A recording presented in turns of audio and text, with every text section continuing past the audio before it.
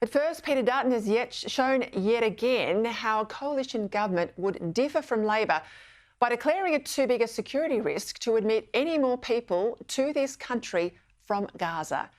Joining me now, someone who knows a fair bit about borders and security, former Prime Minister Tony Abbott. Tony, welcome to the program. I know you've been following this issue of visas out of Gaza for many months now. Did Peter Dutton make the right call to demand an immediate halt to arrivals from Gaza, given the admissions from ASIO that they're only security checking those referred to them, not everyone coming out of the war zone? And Peter, they can't really do proper security checks because ASIO is not on the ground, Australian officials are not on the ground. This idea that we are properly vetting people from Gaza, it's just impossible. And there's a world of difference between what's possible with people from Gaza now and what was done with people from the Syrian war zone back in my time as PM. But I do want to make this point, Peter. Well, let me just, Tony. As James Patterson said yesterday, the appropriate number of Hamas sympathisers in Australia is zero. It's zero. And anyone that we take from Gaza right now, you've got to assume, is a Hamas sympathiser. Well, let's go to that point you mentioned there when you were Prime Minister in relation to Syria.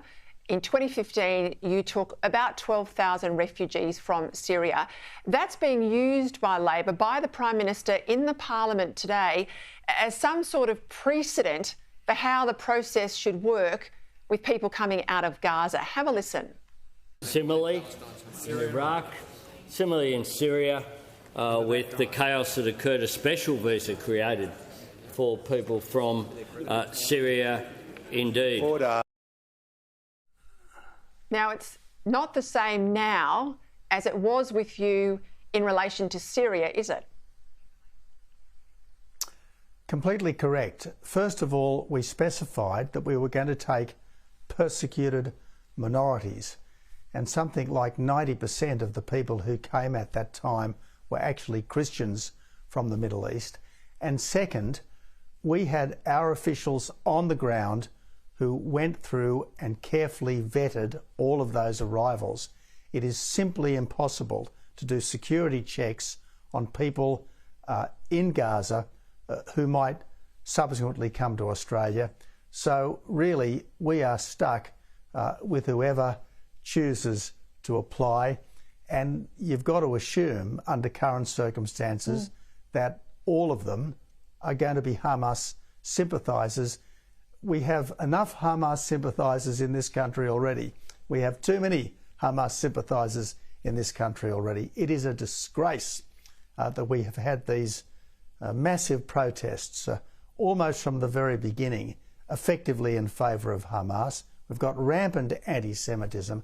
The last thing we need right now is to be importing more trouble from overseas. And I would simply remind everyone in this government, your first duty as a government is the safety of Australians. And this idea that you show compassion to the people of Gaza at the expense of the safety of the people of Australia, it's just wrong. And it shows that this government does not understand where its real duty lies. And you've made this point earlier on the show, Peter.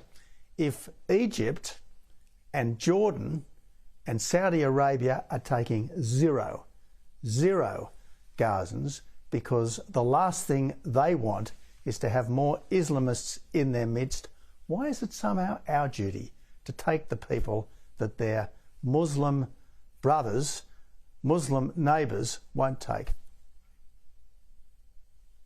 I mentioned immigration more broadly at the top of the show and made the point about statistics out today that says Labor's record migrant intake since they came to power is 62% greater than the Rudd-Gillard era, which was our last and highest benchmark. So that's a massive increase. Now, you're a migrant yourself.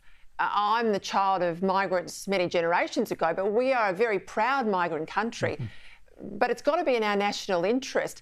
And I guess the concern is if we're taking in volumes of people and we're not integrating them as we should, as we've done in many decades past, what's the risk to our values and our national character?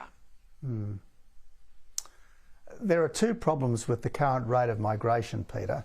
The first is that we simply can't house people coming in at the rate of 500,000 a year. And second, there's not nearly enough stress on the need for all our migrants to join Team Australia. And when you've got a government which is embarrassed about Australia Day, how can we expect migrants to take our country and its values as seriously as they should? And again, as was said earlier on the program tonight by one of your guests, we've just had a multicultural report commissioned by this government, presumably telling the government what it wants to hear.